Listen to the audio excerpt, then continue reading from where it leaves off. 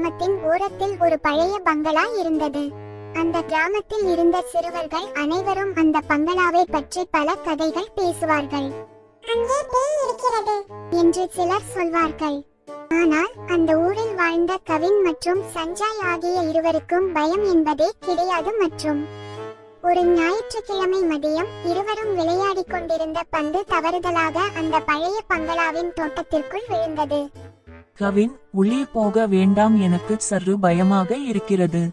பயப்படாதே சஞ்சய், இந்த உலகத்தில் பேய் என்பதெல்லாம் வெறும் கற்பனை. வா, பந்தை எடுத்துவிட்டு உடனே வந்துவிடலாம்.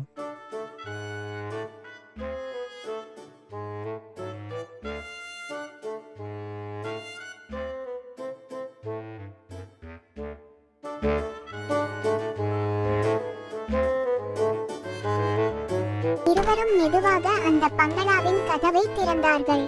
கதவு கிரீஸ் என்ற சத்தத்துடன் திறந்தது.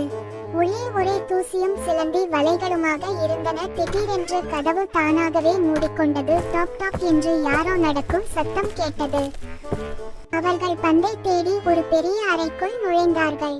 அந்த அறையின் நடுவில் ஒரு பிரம்மாண்டமான கண்ணாடி இருந்தது. அது சாதாரண கண்ணாடி போல தெரியவில்லை. அதன் சட்டங்கள் தங்க நிறத்தில் மின்னின. கவின் அந்த கண்ணாடியின் முன்னால் நின்றான். ஆனால் அவனது நிழல் கண்ணாடியில் தெரியவில்லை. சஞ்சய் பயந்து கத்தினாள். கவின், அங்கே பார், உன்னுடைய பிம்பம் கண்ணாடியில் இல்லை. திடீரென்று கண்ணாடியிலிருந்து ஒரு கரிய நிழல் மெதுவாக வெளியே வர ஆரம்பித்தது. அந்த நிழலுக்கு கண்கள் மட்டும் சிவப்பு நிறத்தில் மின்னின. அது கரகரப்பான குரலில் பேசியது. இந்த வீட்டிற்குள் வருபவர்கள் யாரும் திரும்புவதில்லை. நீங்கள் என் விளையாட்டில் ஜெயிக்க வேண்டும், இல்லை என்றால் இங்கேயே தங்கிவிட வேண்டும். அந்த நிழல் உருவம் ஒரு சவால் விடுத்தது. நான் ஒரு புதிர் கேட்பேன். அதற்கு பதில் சொன்னால் நீங்கள் தப்பிக்கலாம்.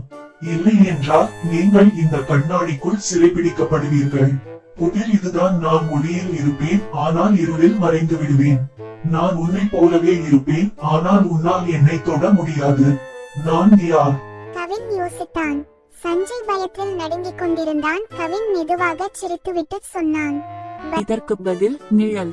பதில் சரியாக இருந்ததால் அந்த நிழல் உருவம் சற்றே பின்வாங்கியது. ஆனால் அது கோபமடைந்தது. முதல் புதிருக்கு தப்பிவிட்டீர்கள் என்று சொன்னது. இப்போது இரண்டாவது புதிர். புத்திசாலித்தனமான முடிவு. இரண்டாவது புதிரை சொல்லும் முன்பே கவின் கவனித்தான்.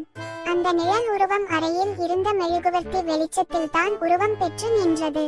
கவின் சஞ்சய்விடம் மெதுவாக சொன்னான், சஞ்சய், ஜன்னல் திரைகளை இழுத்து மூடு, அறையே இருட்டாக்கு.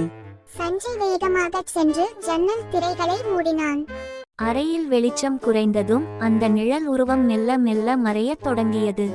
இல்லை, என்னை இருட்டில் விடாதீர்கள் என்று அந்த உருவம் கத்தியது.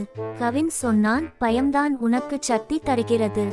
நாங்கள் உன்னை கண்டு பயப்படவில்லை.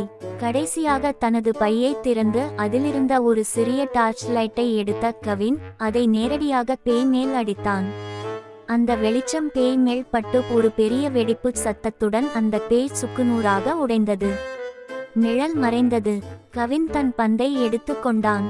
இருவரும் வேகமாக வெளியே ஓடி வந்தார்கள்.